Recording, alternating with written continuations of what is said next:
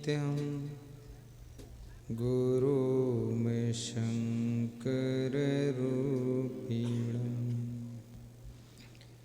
यमाश्रितो हि वक्रोऽपि चन्द्रः सर्वत्र वन्दते चन्द्रः सर्वत्र वन्दते वन्दहु गुरुपद पदों में परागा सुरुचि सुबास सरस अनुरागा अमीय मोरी मैं चूरन चारु शमन सकल भव रोज परिवारो समान सकल भव रोजे परिवारो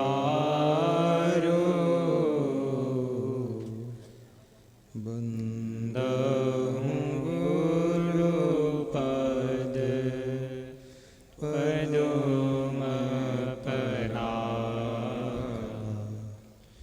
सुरुचि सुवास सरस अनुराग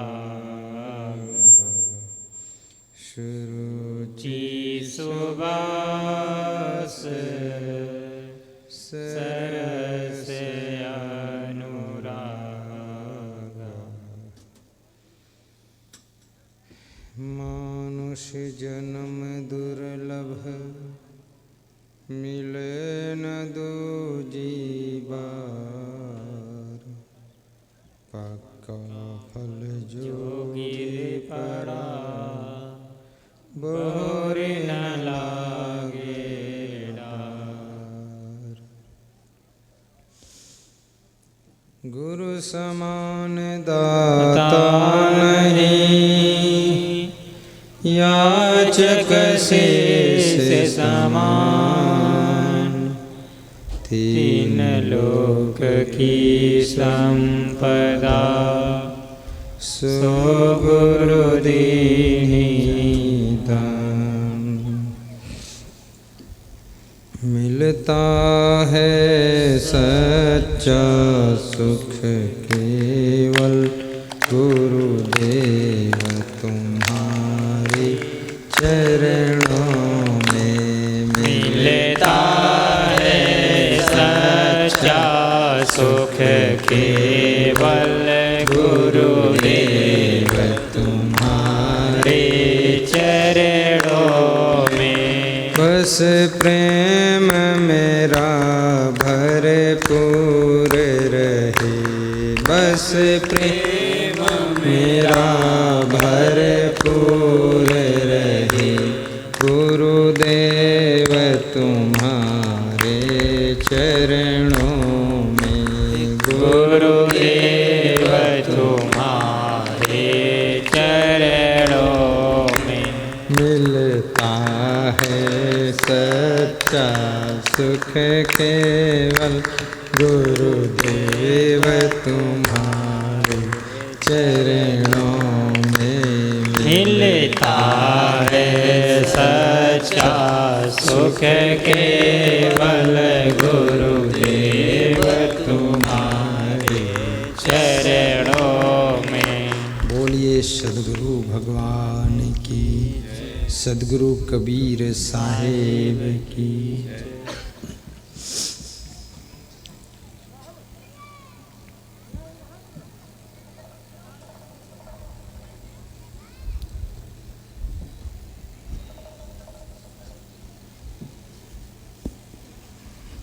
प्रातः स्मरणी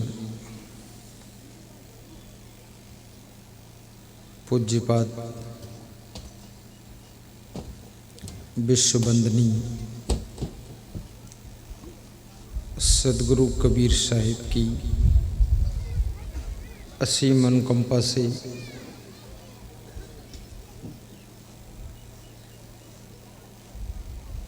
पूज्यपाद सदगुरु श्री क्षमादेव जी की कृपा से ही चुर की आवाज आ रही है। शिषपाल को बताओ और सील करो।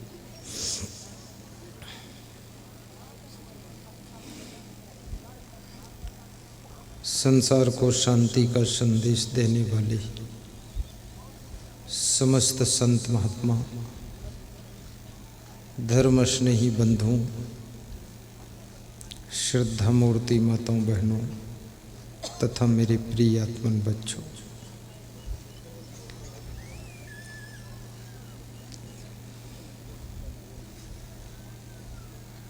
हिंदुस्तान की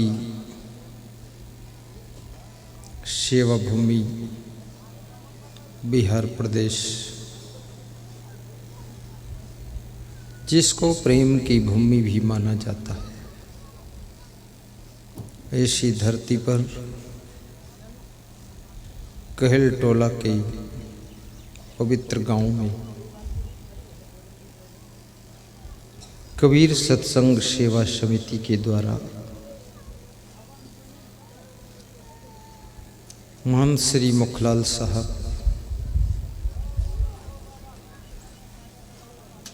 के संकल्प को पूरा करने के लिए समस्त ग्रामवासियों ने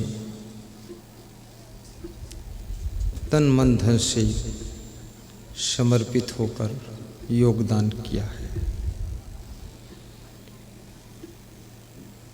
कबीर आश्रम मामलखा से संतों और भक्तों की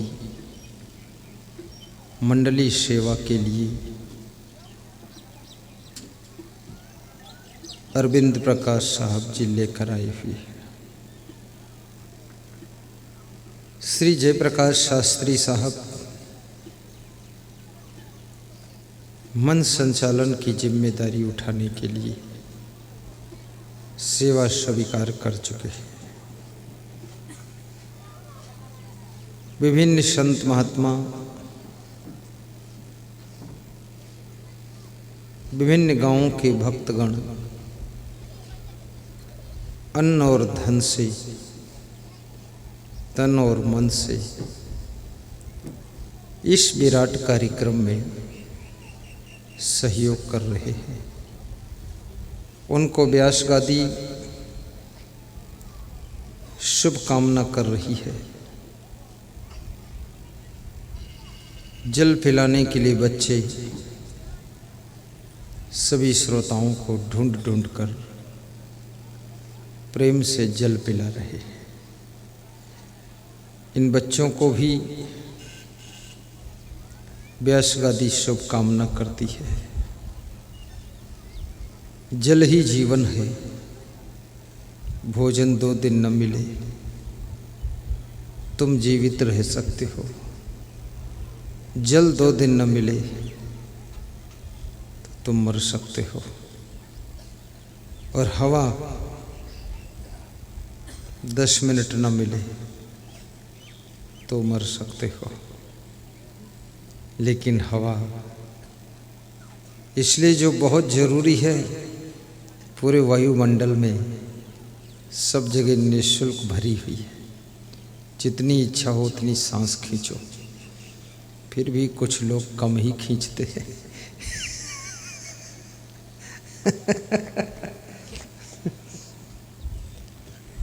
ये दीपक प्रज्वलित करके फीता काटकर सत्संग का शुभारंभ किया गया है। बहुत से विशेष अतिथि अपना अपना स्थान ग्रहण कर चुके हैं। सबको धन्यवाद देते हैं, शुभकामना करते हैं। दीपक भी अपनी पूरी जवानी पर धधक रहा है। अब इसके बुझने का भी टाइम आ गया है। अब ज्ञान का दीपक जलेगा। अब बाहर के दीपक सब शांत हो जाएंगे। इस प्रज्वलित दीपक को कोई होशियार आदमी उठा कर ले जाए और उधर जाकर इसको शांत कर दे, क्योंकि धुआं भी होगा, लपक लपक कर रहा है।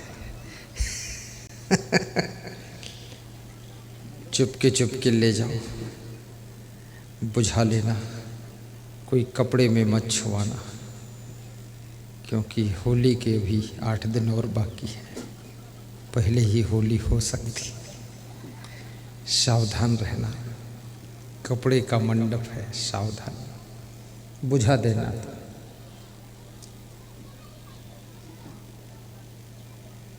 बहुत होशियार। साहिब बंदगी बोलो, साहिब। समागम का शुभारंभ करूं, आप इजाजत दो, ताली बजा दो।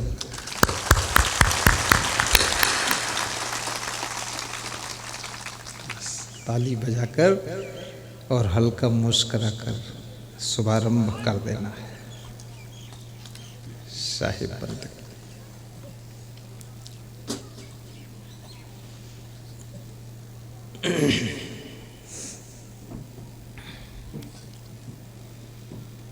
सदगुरु कबीर साहिब का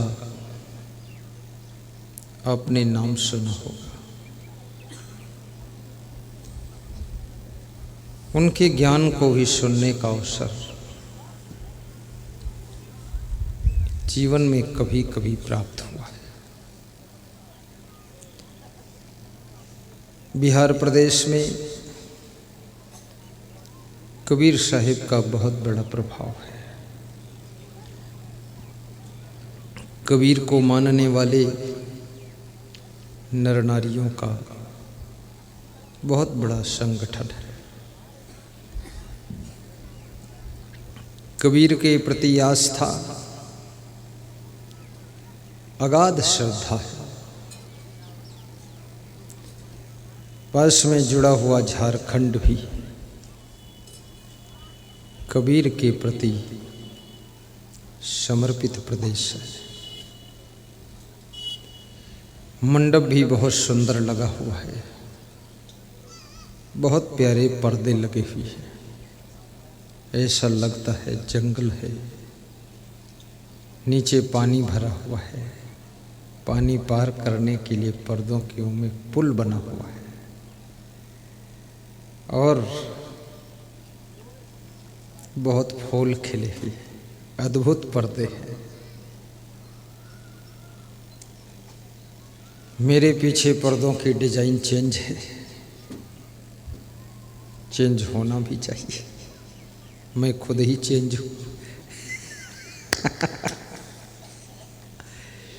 इसमें ऐसे कितने श्रोता हैं जिन्होंने टीवी में या मोबाइल के यूट्यूब में मेरा प्रवचन सुना है। दोनों हाथ उठाकर बताओ। ताली बजा दो ऊपर ऊपर। वाह वाह, लगभग सबने सुन लिया है, कोई बचा नहीं। जब सबने टीवी में देख लिया, यूट्यूब में भी सुन लिया, तो मुझे आने की यहाँ ज़रूरत नहीं थी। कि ज़रूरत थी आमने सामने देखना था। वही है कि कोई नकली है? वही है साहिब बंदगी साहिब।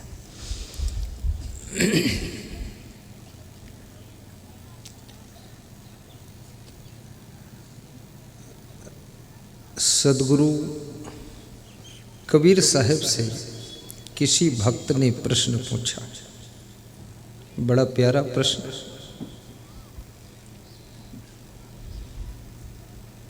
कि संसार में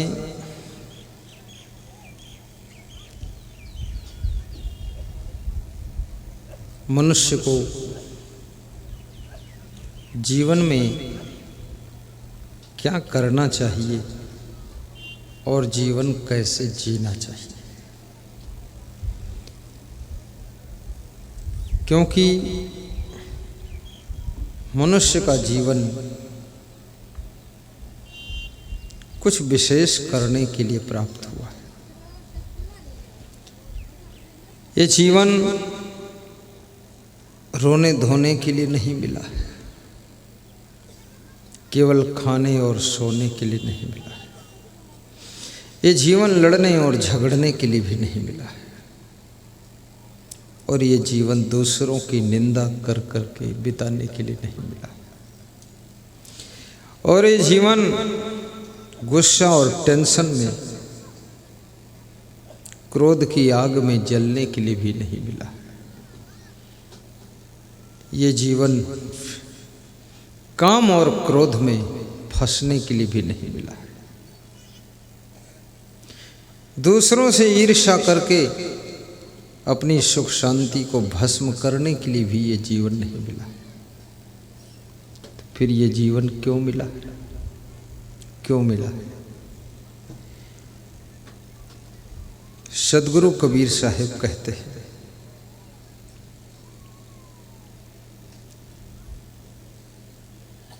मानुष जन्म दुर्लभ, मिले न दूजी बार। साहब कहते हैं ये जीवन दुर्लभ है, ये दूसरी बार मिलना भी कठिन है। कैसे कठिन है? कैसे? जैसे पक्का फल जो गिर पड़ा, बहुर न लागे डाल। जैसे पेड़ की डाल से पका हुआ फल नीचे गिर जाए, दोबारा उस डाल में वो नहीं लगता है, ऐसे ही ये मनुष्य जीवन एक बार यदि व्यर्थ बीत गया तो ये दोबारा फिर मिलता नहीं है।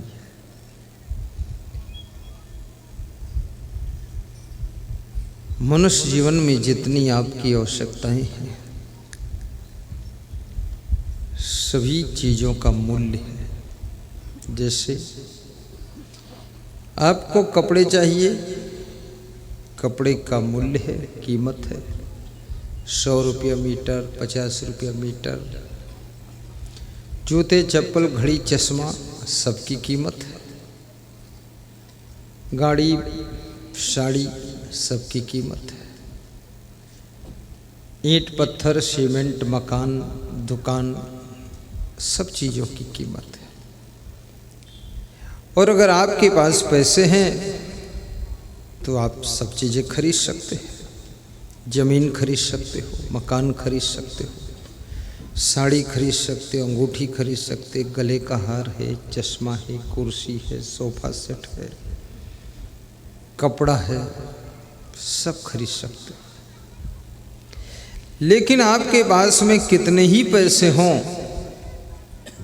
क्या मनुष्य जीवन खरीद सकते हो? नहीं खरीद सकते हो। क्यों नहीं खरीद सकते हो? क्योंकि मनुष्य जीवन कहीं बिकता ही नहीं है। इसकी कोई मार्केट भी नहीं, इसकी कोई दुकान भी नहीं है जहां मनुष्य जीवन मिलता हो, जो तुम 10 लाख देकर खरीद लो। आप एक नौकर रखते हो, वो 8 घंटे काम करता फिर अपने घर चला जाता है,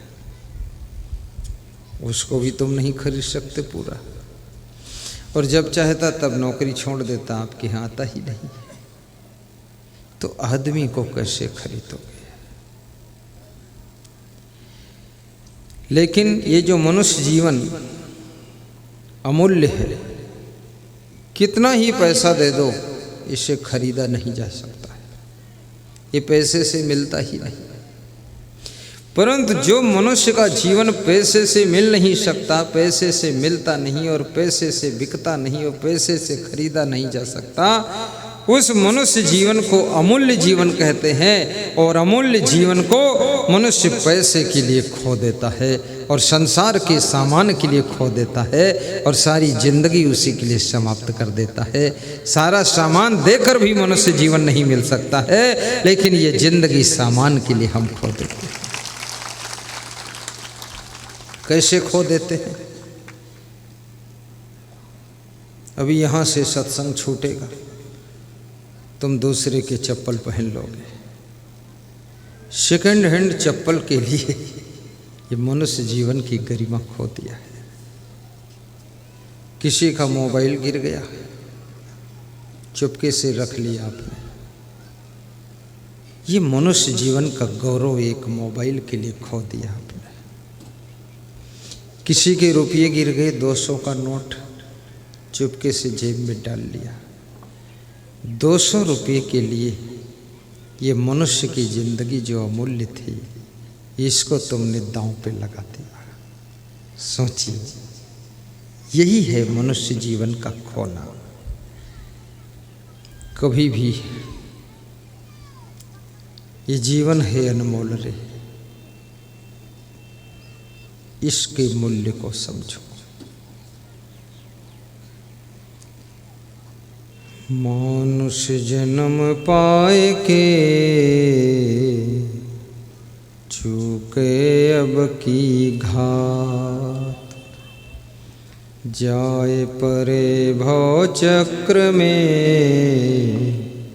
सहे घनेरी लात। मानुष तन दुर्लभ मिले न दूजी बार, पक्का फल जो गिर पड़ा बहुरी न लागेला। मानुष तन सद्गुरु मिलब मोक्ष इच्छा होए, दुर्लभ तीनों परम है पाए सुयोग न खोए। सदगुरु कबीर साहब से पूछा गया कि संसार में कौन कौन सी चीज़ दुर्लभ है, तो कबीर साहब कहते हैं नंबर 1 तो मनुष्य का जीवन दुर्लभ है, नंबर 2 सदगुरु का मिलना दुर्लभ है। सदगुरु, पहली बात, संसार में सदगुरु कम है।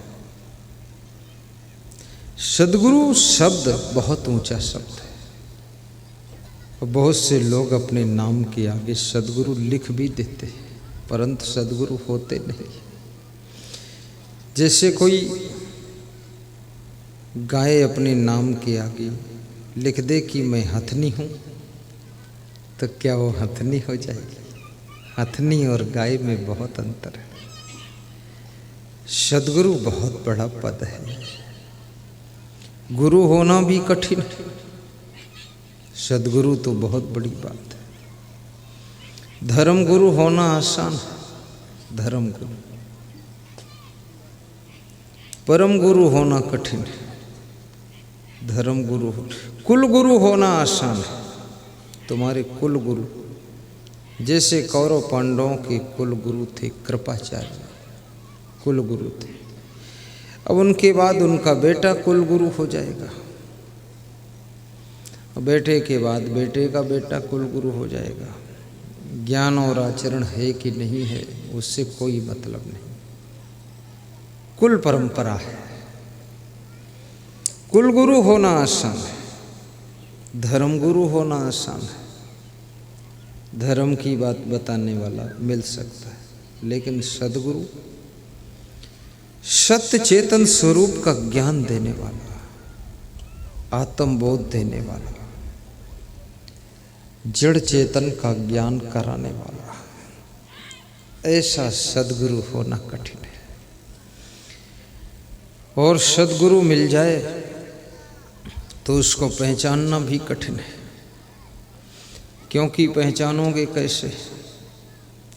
उसकी शक्ल भी आप जैसी ही होती है, आप जैसा वो भी भोजन खाता है, आप जैसे कपड़े पहनता है, केवल रंग बदल देता है, सफ़ेद लाल कर देता है। आप जैसा सोता भी है और आप जैसे हंसता भी है, तो आपको विश्वास भी नहीं होगा कि ये सदगुरु है क्या। कैसे पहचानो?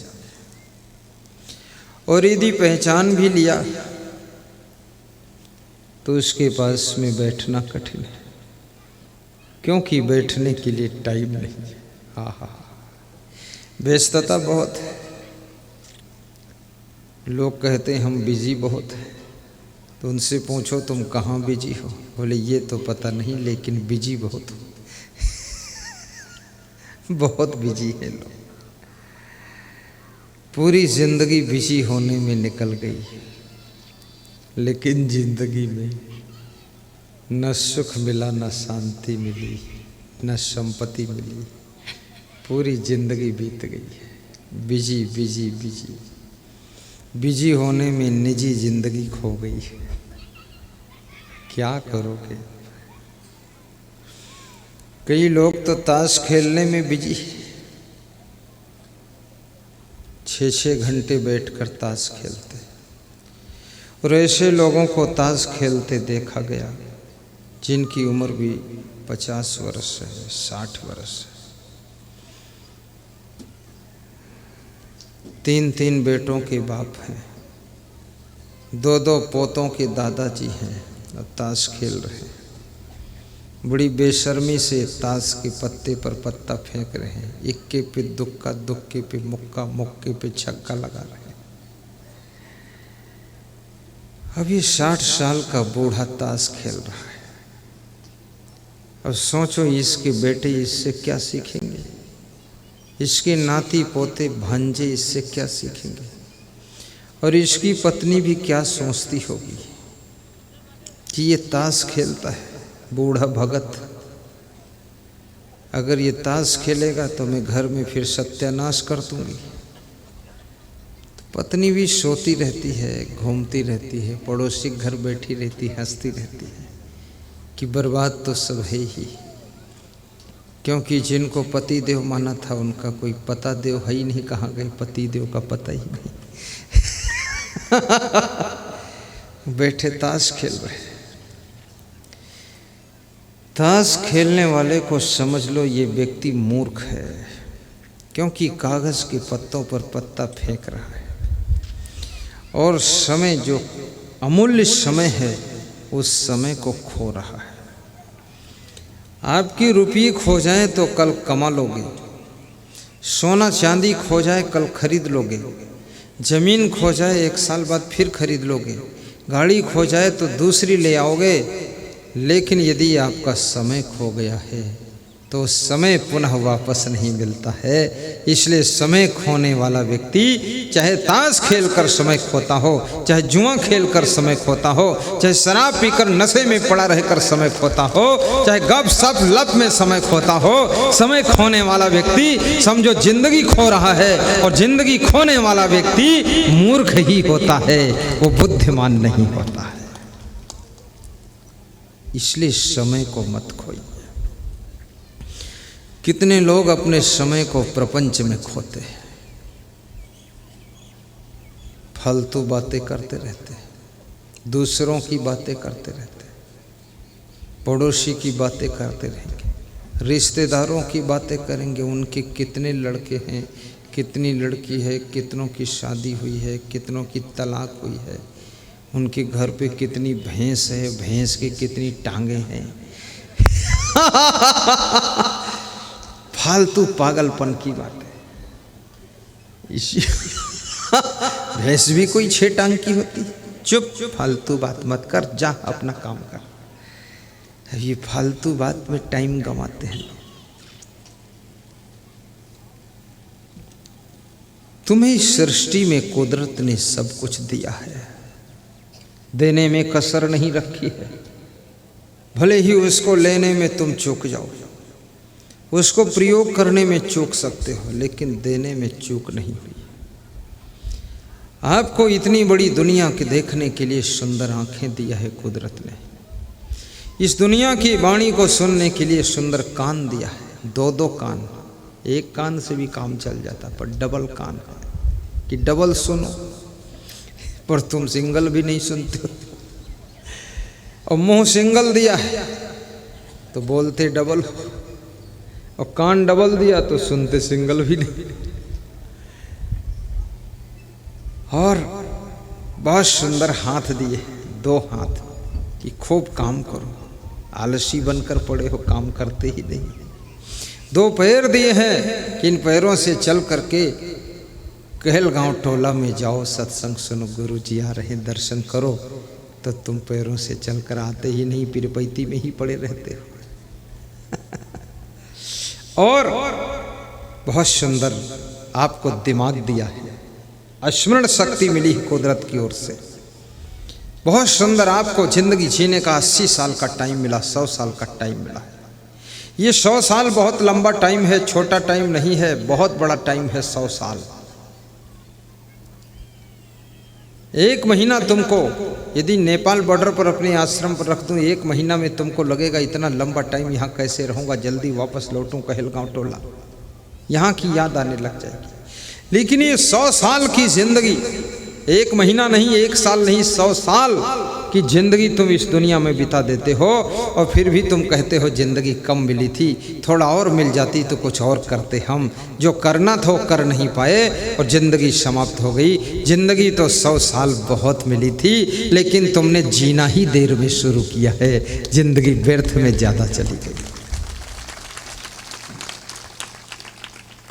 और सुनाऊं कि बंद करूं? शाम को फिर सुनाना। ये सत्र तो उद्घाटन का सत्र है रंजीत सिंह, उद्घाटन का सत्र। इसमें ज़्यादा मत सुनना, नहीं पेट में दर्द भी हो सकता है। भोजन भी तो करना है, बहुत देर से बैठे हो। लेकिन फिर भी थोड़ा 5 मिनट और सुनाता हूँ। 5 मिनट में क्या 10 मिनट सुना देता, 10 मिनट में क्या 15 मिनट सुना देता, 15 मिनट में क्या है तुरंत बंद कर देता।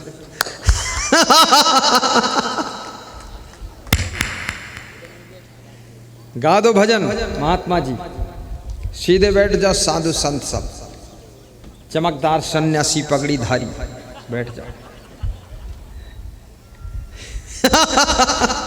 अरे हंस लो, यही लंबा प्रवचन है, हंसना। हंसता वही है जो कहीं नहीं फंसता, और जो कहीं फंस जाता फिर हंस नहीं पाता, फिर मुंह ऐंठता रहता।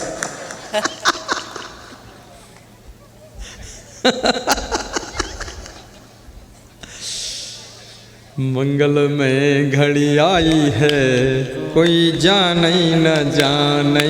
मंगल में घड़ी आई है, कोई जाने न जाने।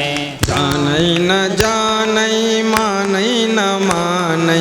जाने न जाने, माने न माने।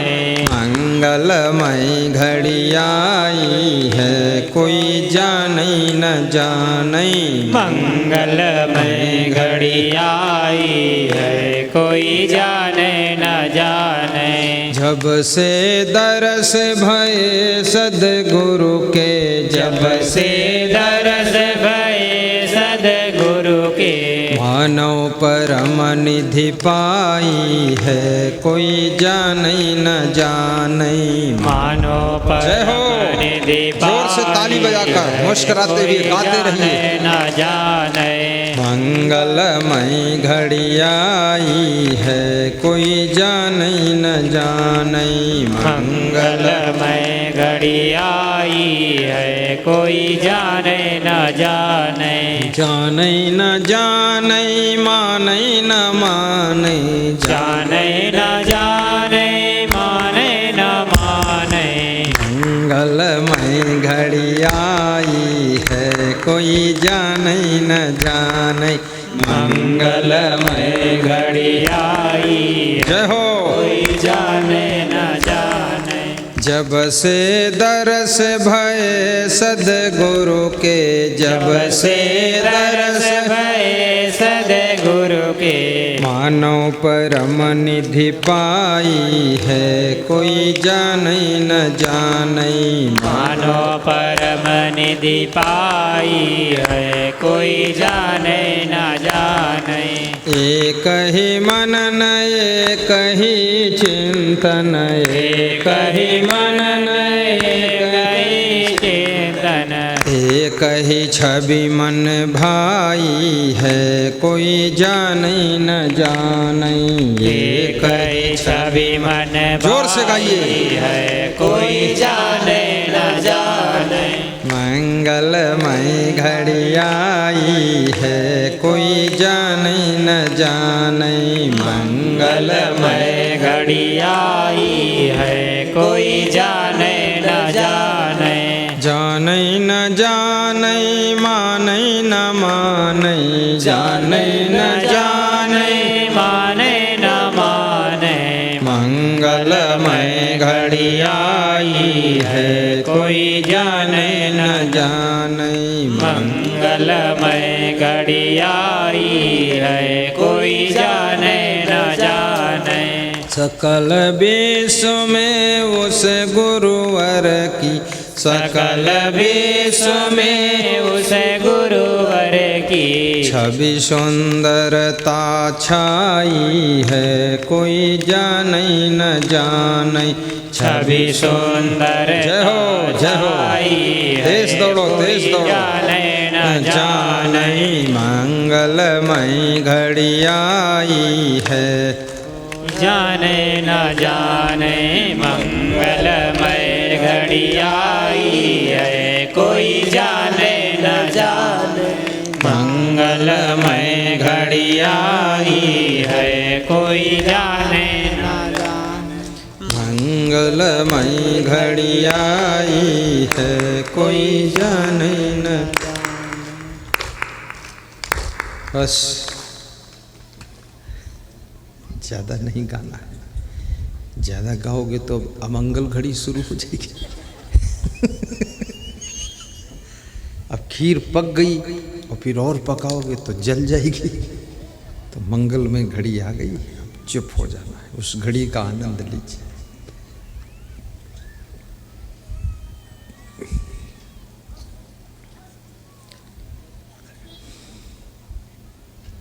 मनुष्य तन सद्गुरु मिलो। सद्गुरु का मिलना कठिन है, और सद्गुरु मिल जाए तो उनको पहचानना कठिन है, और पहचान लो तो उनके पास में बैठना कठिन है। क्योंकि समय नहीं, व्यस्तता बहुत ज़्यादा है, माया जाल बहुत है, फुर्सत नहीं। और उनके पास में बैठ भी जाओ तो उनके ज्ञान को सुनना कठिन है। क्योंकि ज्ञान को सुनने भर की अब माइंड में जगह नहीं है, माइंड भरा हुआ है, खोपड़ी खाली नहीं। और यदि सुन भी लो तो उसे समझना बहुत कठिन है। समझना सद्गुरु किस अर्थ में कह रहे हैं और हम उसे किस अर्थ में समझ रहे हैं। एक सांस का मरीज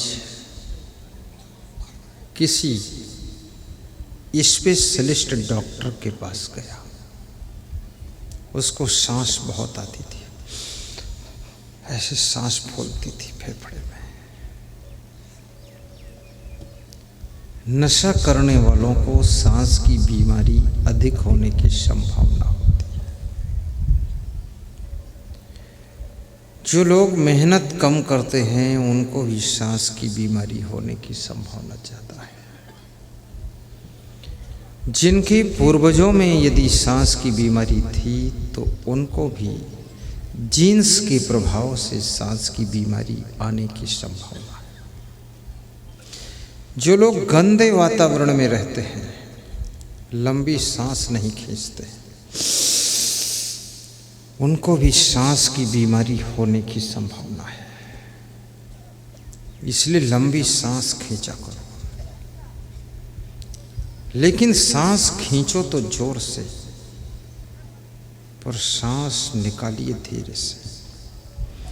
क्योंकि यदि जोर से निकाल दिया तो सांस के साथ में कुछ माल भी निकल सकता। माल समझते? सब अंदर फंसा फंसाया मार। इसलिए योग शास्त्र भी कहता है जोर से खींचो, ऐसे धीरे से छोड़ो। अधिक देर तक ऑक्सीजन आपके फेफड़ों में भरी रहनी चाहिए। अधिक समय तक ऑक्सीजन आपके दिमाग में भरनी चाहिए। जो लोग लंबी सांस खींचते हैं वे बुद्धिमान होते हैं। बुद्धिमान समझना। जो धीरे धीरे सांस लेते हैं वे बुद्धू हो जाते हैं। इसलिए आज यहां से छूटना जब सत्संग से, तो सांस से फायदा उठाना। लेकिन रात में तुम्हारा पति पास में सो रहा हो तब लंबी सांस मत खींचना। नहीं, पति सोचेगा कोई चुड़ैल आई है क्या। और पत्नी सोई हो, रात में तुम सांस खींचना शुरू करो, पत्नी को डर लगेगा कि प्रेत आया है, भूत प्रेत है। उस समय नहीं, जागृत अवस्था। शुद्ध जल पियो, शुद्ध सात्विक शाकाहारी भोजन करो। आपके भोजन में अंडा नहीं, मछली नहीं, मांस नहीं, मुर्गी कुकरी नहीं, बकरी नहीं, भैंसा नहीं, गधा नहीं, चिमगोदड़ नहीं, सांप बिच्छू भी नहीं। आपकी भोजन में बहुत सुंदर चावल, रोटी, दाल और सब्जी, हरी सब्जी, खीर और पूड़ी, सिमई और कचौड़ी, पराठे और समोसे, रसपुआ, मालपुआ, केवल पुआ, हाय बुआ, कहाँ पुआ, गुरुजी की दुआ।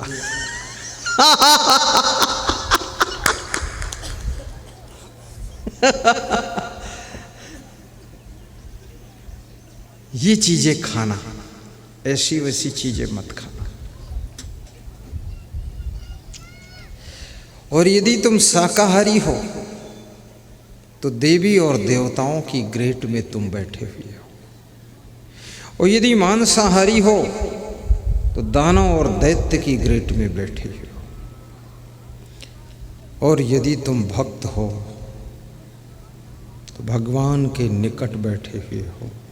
यदि तुम संत हो तो भगवान से ऊंचे स्थान पर तुम विराजमान हो। संत का स्थान भगवान से भी ऊंचे आता है।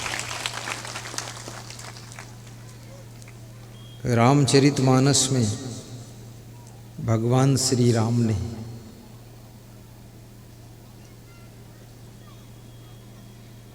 सातवीं भक्ति में सेवरी से कहा है, शतवीं सब मोह में जग देखे, मोते अधिक संत कर देखे। हे शिवरी, संसार के नर नारियों को मेरे समान देखना, नारियों में सीता का दर्शन करना, पुरुषों में राम का दर्शन करना। सिया राम मैं सब जग जानी, करो प्रणाम चोर चुग पानी। राम कहते हैं हमारी सीता जगत की नारियों से बड़ी नहीं है, संसार की नारियों के समान सीता है और सीता के समान संसार की नारियां हैं। सीता का रूप नारियों में देख लो और नारियों में सीता का रूप देख लो और सीता में जगत की नारियों का रूप देख लो तो तुम स्वयं सीता राम हो जाओगे। पुरुषों में राम का दर्शन करो, राम में सभी पुरुषों का दर्शन करो। राम ये नहीं कहते मैं संसार के लोगों से बड़ा हूँ, राम कहते हैं सबके समान हूँ, बड़ा नहीं। और राम कहते हैं मैं संतों के चरणों में पड़ा हूँ, क्योंकि संत महात्मा हमसे भी बड़े हैं। मोते अधिक संत कर लेख है, मुझसे भी बड़े संत महात्मा हैं। इसलिए संत को ख्याल रखना चाहिए कि भगवान श्री राम ने भगवान से भी ऊंचा दर्जा संत को दिया है। संत को अपनी रहनी, संत को लंगोटी का पक्का होना चाहिए, और संत को कोई नशा व्यसन नहीं करना चाहिए, और संत को सभी बुराइयों का अंत कर देना चाहिए, और संत को दुनिया के अंदर बसंत ले आना चाहिए। उसी का नाम संत है जो घर घर में बसंत कर देता है।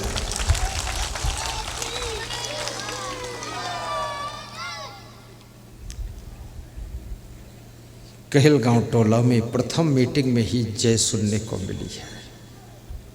लास्ट तक देखो क्या होने वाला है। प्रथम मीटिंग में ही आनंद उठ रहा।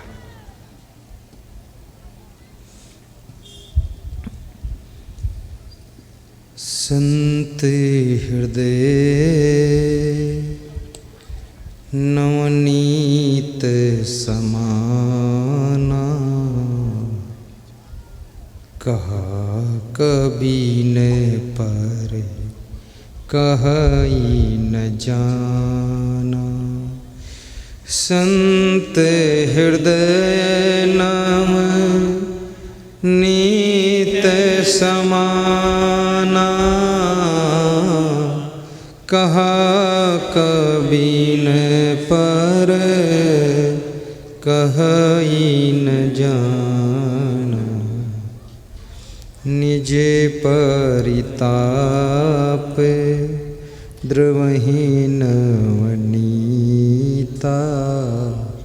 पर दुख द्रवहि सो संत पुनीता। गाइए, महात्मा लोग गाएं। संत हृदय नाम नीत समाना।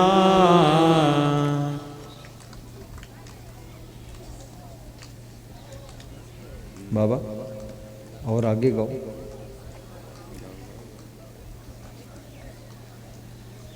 बाबा बोलता है, मेरे बस का नहीं ये खेल है। बड़े बाबा, यहाँ बहुत टाइप के बाबा हैं। बड़े बाबा, मंझले बाबा, छोटे बाबा, नाटे बाबा, ऊंचे बाबा, लंबे बाबा, दाढ़ी वाले बाबा, पगड़ी वाले बाबा, खोपड़ी वाले बाबा।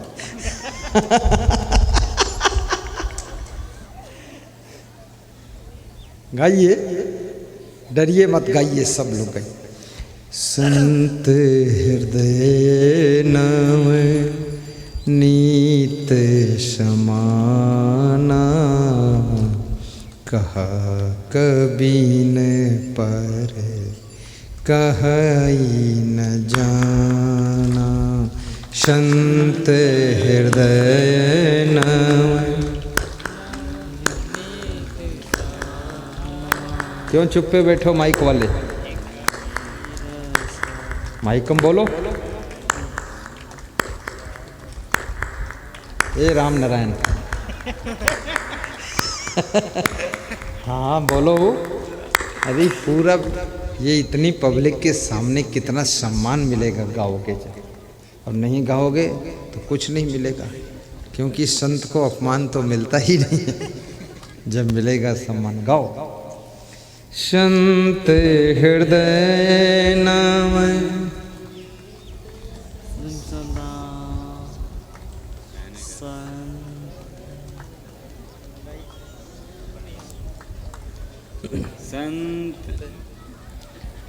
संत हृदय नाम नीत समाना। संत हृदय नीत समाना। वाह, गजब कर दिया यज्ञेश और महेश, टाप कर गए। तो आगे और निकालो। कहाँ कभी न पर कहीं न जाना, कहाँ कभी न पर कहीं न जाना। निज परिताप द्रवही नवनीत। नवनीत माने मक्खन। मक्खन को जब गर्म करो ताप पर तो पिघल जाता है, लेकिन संत दूसरा जब व्यक्ति दुख पाता है तो ही संत पिघल जाता है। इसलिए मक्खन से भी ज्यादा कोमल हृदय संत का होता है। संत मक्खन से भी अधिक कोमल होता है। संत हृदय नाम नीत समाना, कहा कबिन पर कहीं न जाना। संत हृदय नाम नीत समाना, कहीं न जाना। बहुत कठिन है चौपाई। क्यों नहीं गा सकता इसको हर व्यक्ति? क्योंकि जिसका जो संत नवनीत जैसा होगा वही गा पाएगा। बहुत कठिन। कहा कबिन पर कहा ही न जाना।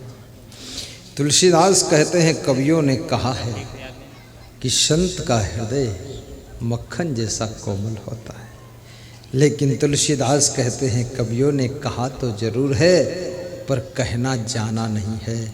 क्योंकि मक्खन जो है उसको जब ताप दिखाओ तो पिघलता है, पर संत तो दूसरे को तपित देख करके ही पिघल जाता है। इसलिए संत नवनीत से भी अधिक कोमल होता है।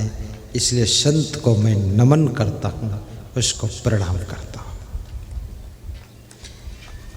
संत बिटप सरी तागिर धरणी, परहित है तू इन्हीं की करई। संत बिटप सरिता गिरधरणी, परहित हेतु इन्हीं की करई। परहित हेतु इन्हीं की करई। वृक्ष कबहु नहीं फल भगे, नदी न पीवे नीर, परमार्थ के कारण संतन धरा शरीर।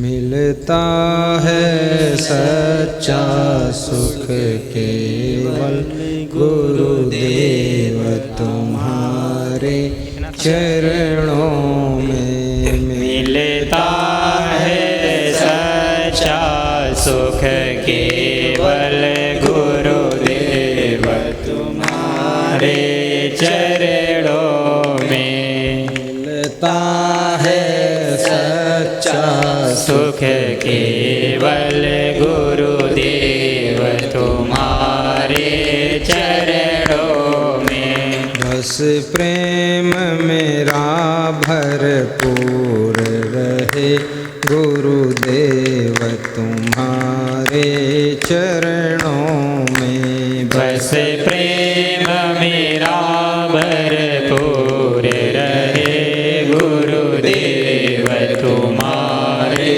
चरणों में। हे नाथ तुम्हारे चरणों में, हे संत तुम्हारे चरणों में। हे नाथ तुम्हारे चरणों में, हे संत तुम्हारे चरणों में। बोलिए सद्गुरु भगवान की जय। छोटी सी बात मैं आपको बता रहा था। एक सांस का रोगी किसी डॉक्टर के पास दवा लेने गया। ये कहानी क्यों सुना रहा? सद्गुरु का मिलना कठिन, मिल जाए तो पहचानना कठिन, पहचान लो तो उनके पास बैठना कठिन, बैठ जाओ तो उन्हें सुनना कठिन, और सुन लो तो उनकी बात को समझना कठिन, समझना है, समझ के ऊपर ये कहानी है। तो डॉक्टर ने पूछा,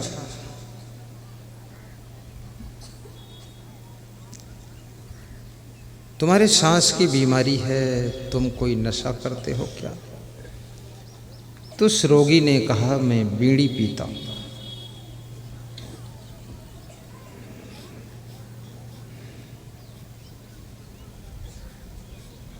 तो डॉक्टर ने कहा कि तुमको बीड़ी छोड़ना पड़ेगा। तो उस मरीज ने कहा, जिंदगी के लिए बीड़ी छोड़ दूंगा, क्या फर्क पड़ता है, बहुत पी लिया, कुछ भी नहीं मिला, अब छोड़ दूंगा। जिन्होंने 20-20 साल बीड़ी पिया है, आखिरी में हाथ मिल रहे हैं, कुछ मिला नहीं इसमें। खूब जिन्होंने दारू पिया है, वह भी अंत में हाथ मलते हैं कि दारू में भी कुछ नहीं मिला। मिलेगा कैसे, उसमें कुछ है ही नहीं तो मिलेगा क्या? खोएगा ज़रूर, मिलेगा कुछ नहीं। जितना ज़्यादा दारू पियोगे, सेहत खो जाएगी, मान सम्मान खो जाएगा, पैसा खो जाएगा, इज्जत खो जाएगी। तुम सोचो दारू पीने से कुछ मिल जाएगा, मिलेगा कुछ भी नहीं, सब खोएगा आपका।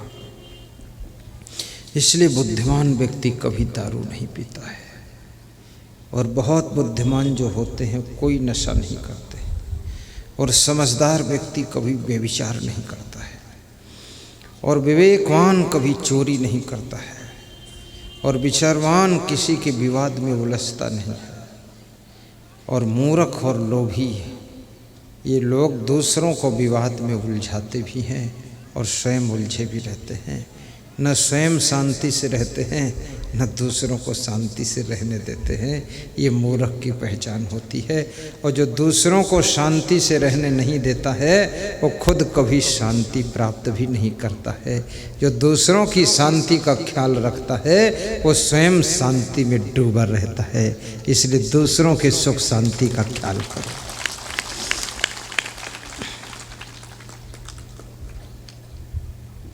डॉक्टर ने कहा, तुमको बीड़ी छोड़ना पड़ेगा।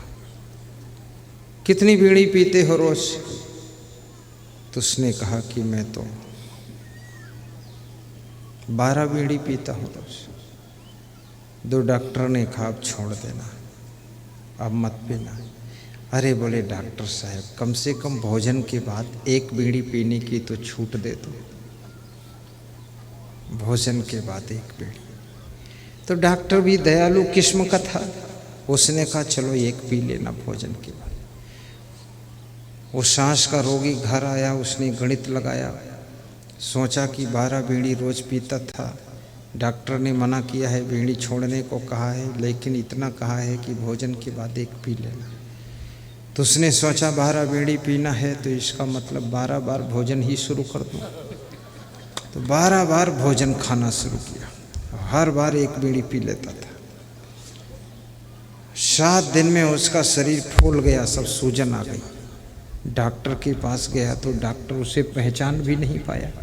डॉक्टर ने कहा, तुम कौन हो? बोले, मैं पुराना मरीज हूँ आपका, सांस वाला मरीज, मेरा मोहनलाल नाम है। बोले, मोहन, तेरी ये दशा हुई बीड़ी छोड़ने से हुई? वही हुई तो बीड़ी से ही है। बोले, कैसे हुई? बोले, आपने कहा था 1 बीड़ी भोजन के बाद पी लेना, और मेरी 12 बीड़ी पीने की आदत थी, तो फिर मैंने कहा कि डॉक्टर साहब बोले भोजन के बाद 1 पीना, तो मैं 12 पीना था, मैंने 12 बार भोजन शुरू कर दिया, 12 बीड़ी रोज पीता था। तो और ज़्यादा रिएक्शन हो गया, भोजन का भी रिएक्शन। 12 बार खाओगे तो क्या हाल होगा शरीर का। इसलिए भोजन कम खाना चाहिए, और साथ में ये भी याद रखो, भोजन कम भी खाओ, और भोजन 2 मीटिंग से ज़्यादा मत खाओ, और भोजन चबा चबा कर खाओ, और भोजन अच्छा बना कर खाओ, टेस्टफुल खाओ, शुद्ध खाओ, पवित्र खाओ, शाकाहारी खाओ, और थोड़ा खाओ, ज़्यादा मत खाओ। भूख लगे तब खाओ, भूख ना हो तो मत खाओ। ऐसे ज़्यादातर लोग बिना भूख के ही खा लेते हैं। तो खाने में भी विवेक करो, और पाखाने में विवेक करो। देखो यहाँ 2 दिन सत्संग होना है, आज और कल 2 दिन है ना। तो खाना है लेकिन कम खाना है, और खाने के बाद पाखाना कहाँ जाना है, तो यहाँ से 1 किलोमीटर दूर जाना। ये पड़ोस में जो मक्का लगा है इसमें कोई लेटरिन नहीं जाएगा, ये पर्दों के आजू बाजू में कोई पेशाब नहीं करेगा, क्योंकि ये 4000 लोग यदि एक बार लेटरिन चले जाए तो 4000 लेटरिन हुई, और 1 किलो लेटरिन होगी तो 4000 किलो हुई। ये कुंटलों लेटरिन की बदबू कल तक इसमें कौन प्रवचन सुना पाएगा। इसलिए क्षमा करना भगवान मेरे, सब दूर चले जाना। सुन रहे कि नहीं सुन रहे, और सुन रहे फिर समझ भी लेना, इधर ही टट्टी मत करना। क्योंकि मैं अभी जब आ रहा था शोभा यात्रा में देख रहा था 2 बूढ़े आदमी इधर टट्टी निकट कर रहे थे, तो मैंने सोचा उद्घाटन तो कर चुके हैं लोग, अब ये बदबू फैलेगी तो यहाँ सांस लेना मुश्किल, प्रदूषण होगा। पर अब जो कर दिया टट्टी तो कर दिया, पर आगे अब मत करना। यहाँ 1-2 किलोमीटर चले जाओ, उधर जाओ, इधर भी मत जाना, उधर निकल जाओ, टहलते हुए चले जाना। बूढ़ा हो या जवान हो, यहाँ निकट कोई गंदगी नहीं करेंगे, न पेशाब करना है न लेटरिन करना है, केवल भोजन इधर करो, खाना इधर, पाखाना बहुत दूर। सब विवेक से काम करना, गंदगी मत करना, साफ सफाई रखना, साहिब बंदगी बोलना, साहिब बंदगी बोलो साहिब। डॉक्टर हैरान रह गया, उसने कहा तुमको बीड़ी पूरा छोड़ना पड़ेगा तब मैं इलाज करूंगा। अब बीड़ी पी नहीं सकते हो, संकल्प लो। तो उसने संकल्प ले लिया कि आज से कभी बीड़ी नहीं पीऊंगा। दवाई डॉक्टर ने दिया, घर गया, 7 दिन दवा खाया, तबीयत ज़्यादा खराब हो गई, फिर लौट कर आया, पूरा सूजन बढ़ गई शरीर में। डॉक्टर ने कहा ये हालत तेरी हुई, क्या बात, बीड़ी छोड़ने से हुई? बोले बीड़ी छोड़ दिया। बीड़ी छोड़ दिया तो नहीं, नहीं नहीं कभी नहीं पिया। बोले फिर? बोले जिस दिन से बीड़ी छोड़ा हूँ उसी दिन से सिगरेट पीना शुरू किया। डॉक्टर बोला तेरा इलाज मैं नहीं कर पाऊंगा। ऐसे याद रखना, गुरु क्या कहता है, क्या सुनते हो, क्या समझते हो, क्या करते हो। गुरु कहता है समस्त बुराइयों को छोड़ देना।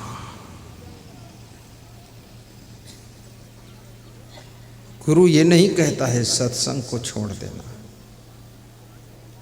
गुरु कहता है कुसंग को छोड़ देना। गुरु ये नहीं कहता अच्छाइयों को छोड़ देना, गुरु कहता है बुराइयों को छोड़ देना। साहिब बंदगी बोलना। सकलो दुर्मति दूरी करो, अच्छा जन्म बनाओ। काग गमन गति छोड़ के हंस गमन चलियाओ। बुरा जो देखन मैं चला, बुरा न मिलिया कोई। जो दिल खो जाया अपना, मुझसे बुरा न कोई। कबीर हम सब थे बुरे, हम थे भल सब कोई। जिन्हें ऐसा कर जानिया, मीत हमारा सोय। आपका जीवन मंगलमय हो, सुखद हो, सद्गुरु मिलक मोक्षम इच्छा हो, और जिसके अंदर मोक्ष की इच्छा हो जाए और गुरु दीक्षा ले ले तो मोक्ष की इच्छा पूरी हो सकती। बहुत से लोगों के मन में इच्छा है गुरु दीक्षा लूँ, गुरु बना लूँ। आज गुरु बनाने का भी अवसर मिलेगा। 3:30 बजे का टाइम गुरु बनाने के लिए दिया गया था, वो तो टाइम निकल गया। अब कब गुरु बनाओगे, कैसे गुरु बनाओगे? समझ लेना गुरु बनाना कठिन भी है। क्यों कठिन है? क्योंकि टाइम ही नहीं। अब कल सुबह गुरु बना लेना। सुबह कितने बजे बनाओगे? सुबह 9 बजे बना लेना, ठीक रहेगा? 9 बजे सुबह तुम लोग गुरु बना लेना। तुम शिष्य बन जाना, हम गुरु बन जाएंगे। श्रीफल नारियल ले आना, वस्त्र, फूल, माला और दक्षिणा, बस। गुरुर्ब्रह्मा गुरुर्विष्णु गुरुर्देव महेश्वरा, गुरु साक्षात परब्रह्म तस्मै श्री गुरुवे नमः, ऐसा गुरु मंत्र देते हैं। सभी को मैं धन्यवाद देता हूँ, शुभकामना करता हूँ। आज आपके बीच में मुझे बड़ी प्रसन्नता की प्राप्ति हुई है। बड़ी सुंदर बल्ब लगे हुए हैं, लाइट की सेटिंग भी अच्छी है। अब शाम का सत्संग आपको भाइयों बहनों शाम को सुनाया जाएगा। आज आपके बीच में